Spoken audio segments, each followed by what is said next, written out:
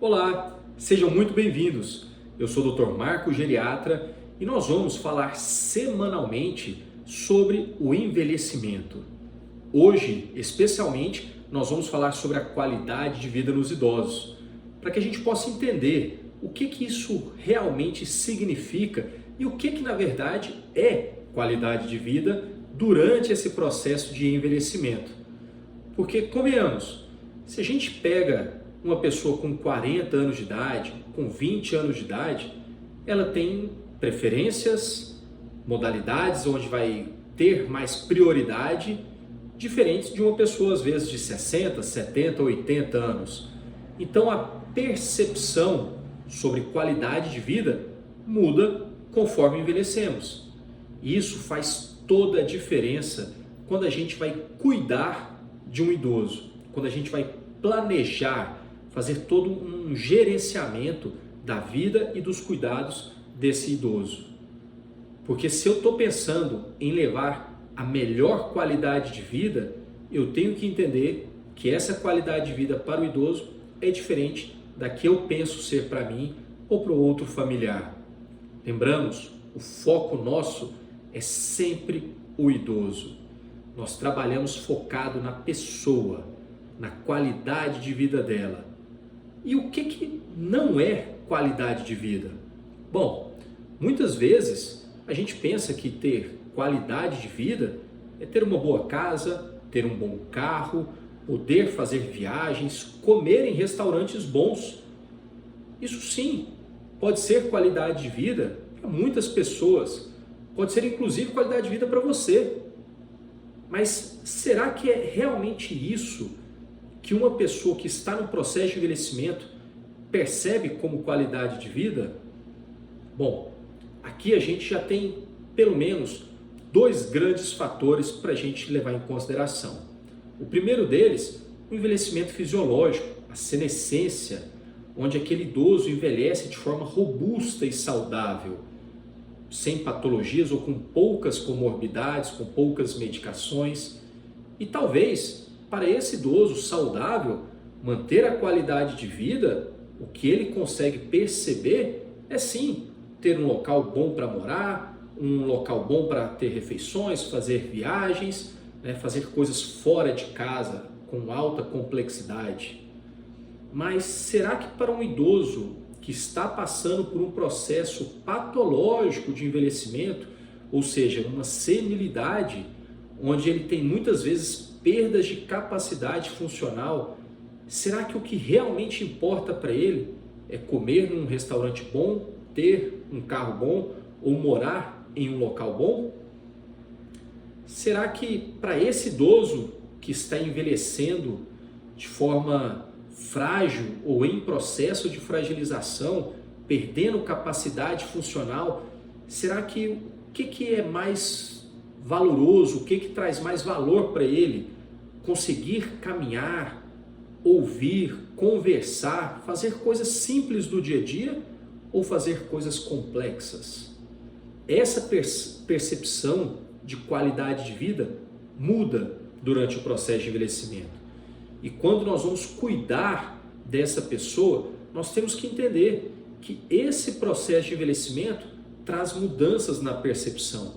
Nem sempre o que eu percebia ou o que eu acreditava antes, isso persiste agora. E isso traz uma mudança em como nós vamos gerir, conduzir a saúde e a doença dessas pessoas. Quais serão as medicações, as reabilitações, tudo isso voltado para a qualidade de vida dos idosos. Veja bem, quando a gente pensa em qualidade de vida, eu estou pensando que esse meu paciente, que esse idoso, ele possa manter a sua funcionalidade, a sua capacidade de funcionar, de gerir a sua própria vida sozinho. Eu estou olhando a capacidade desse idoso tomar decisões assertivas, fazer julgamentos adequados sobre a realidade. Será que ele tem a capacidade, a autonomia, a capacidade de decisão adequada? Da mesma forma que eu olho para a autonomia desse idoso, eu olho para a independência, que é a capacidade de execução. Então, quando eu observo um idoso, eu tenho que observar como que está a capacidade funcional dele, para que a partir daí eu possa entender o que leva de fato à qualidade de vida. Então eu tenho dois pilares, a autonomia e a independência. Se eu consigo manter a autonomia e eu consigo manter a independência, provavelmente esse meu paciente vai ter uma boa qualidade de vida. Mas se ele tem perdas de autonomia ou perdas de independência, a qualidade de vida dele vai ser restringida. E é aí que entra essa percepção. E a gente tem que ter isso sempre em mente quando vamos cuidar de um idoso. Essa autonomia, a capacidade de decisão, ela influencia principalmente quando a gente tem algumas patologias que levam a alterações cognitivas ou de humor e comportamento. E quando a gente tem alteração da independência, são algumas patologias ou situações que vão interferir na mobilidade ou na comunicação desse meu paciente. Então, para que a gente possa levar um atendimento com segurança e para promover qualidade de vida, eu tenho que entender que eu preciso agir na autonomia e na independência, nessa cognição, no humor e no comportamento, na mobilidade e na comunicação. Veja bem, a maior ameaça da qualidade de vida dos idosos não são as doenças, e sim a perda de capacidade funcional. Essa sim é o grande vilão do processo de envelhecimento.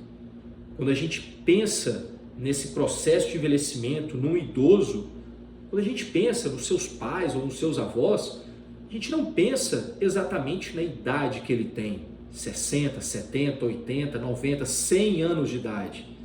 A idade cronológica, sim, ela é relevante, mas ela não é o principal. O principal é a sua capacidade funcional.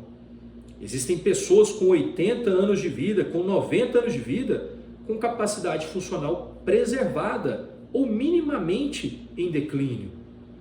E esses idosos, eles vão ter uma qualidade de vida, uma percepção da qualidade de vida diferente de um idoso mais jovem, por exemplo, com 60 anos de idade, que tenha uma perda de capacidade funcional. A gente consegue ver idosos com 80, 90 anos correndo maratonas, indo para academias, indo à praia, viajando sozinhos. E em contrapartida, existem outros idosos com 60, 70 anos de idade que estão numa cama, numa cadeira de roda, ou que perderam essa autonomia, essa capacidade de decisão e já precisa de cuidados e cuidadores. É justamente sobre essa ameaça que a gente tem que estar ligado. Não é sobre doença, é sobre capacidade funcional.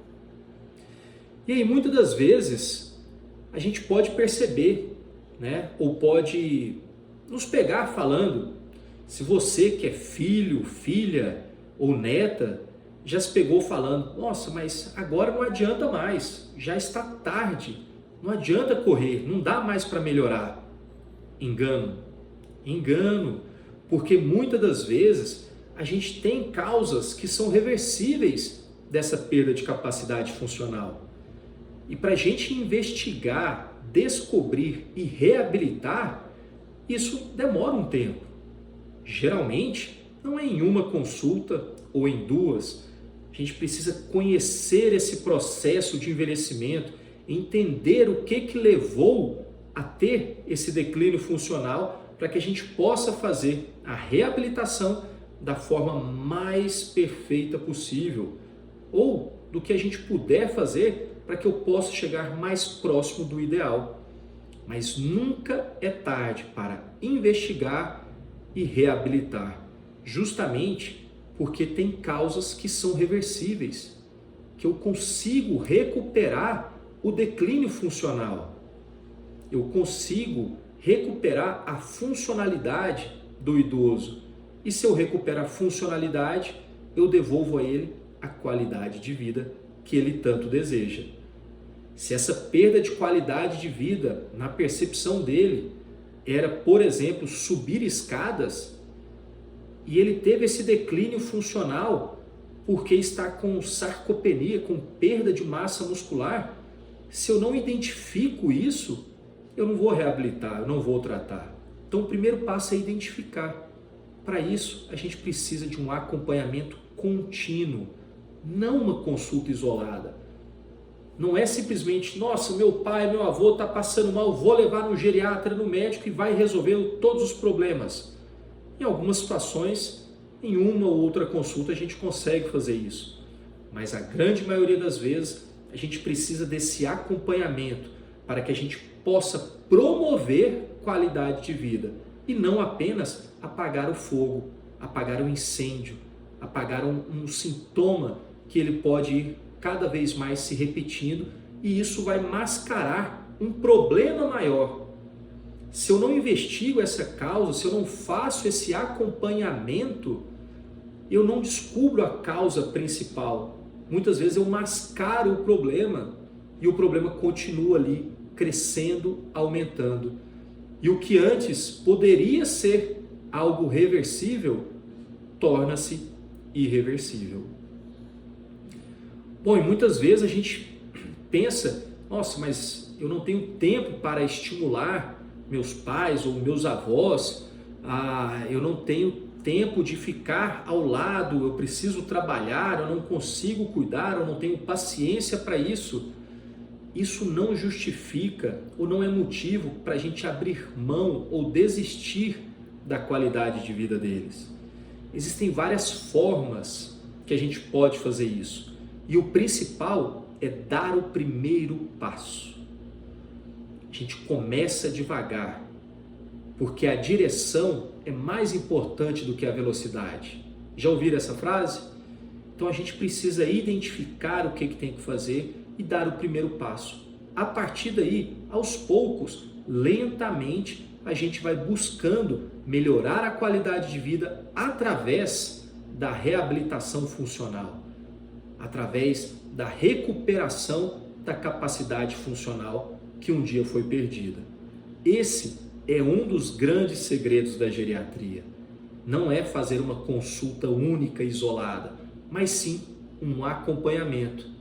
E claro, quanto antes começarmos esse acompanhamento, melhor. Quanto antes a gente iniciar o processo de prevenção, de reabilitação, melhor. Tudo fica mais fácil se a gente começa antes, se a gente começa antes dos problemas acontecerem. Esse é outro fator que é importante a gente começar um acompanhamento desde cedo. Eu costumo brincar, falar para os meus pacientes, para os familiares, que o acompanhamento com o geriatra é a partir dos 30 anos de idade. A partir do momento onde a gente já começa a observar algumas mudanças em direção de um envelhecimento, onde a gente não está mais naquela curva ascendente, nem naquele platô. Em algumas situações já tem alguma curva descendente. E essa curva é lenta, demora, mas ela chega. Então, quanto antes a gente buscar, reabilitar e identificar, melhor. Prevenção, não é?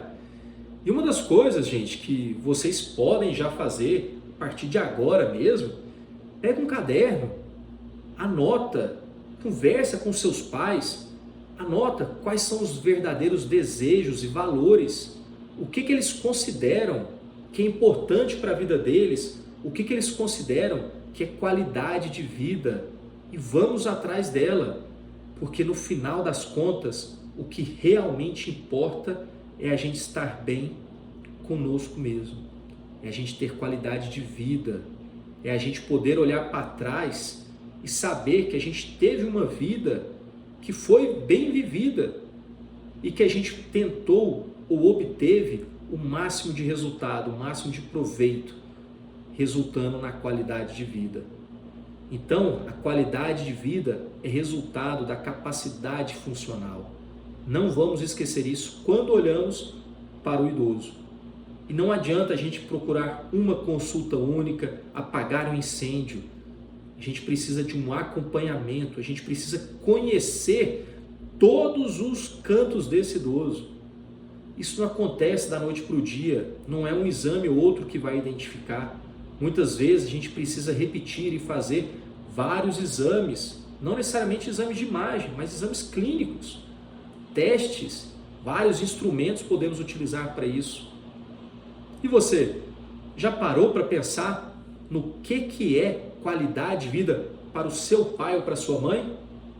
Me conta aqui no comentário o que você acha, se coincide com o que você achava, com o que o seu pai ou sua mãe considera qualidade de vida. Me responde aqui, vamos conversar um pouco mais, a gente precisa falar sobre envelhecimento. Um grande abraço e fiquem com Deus.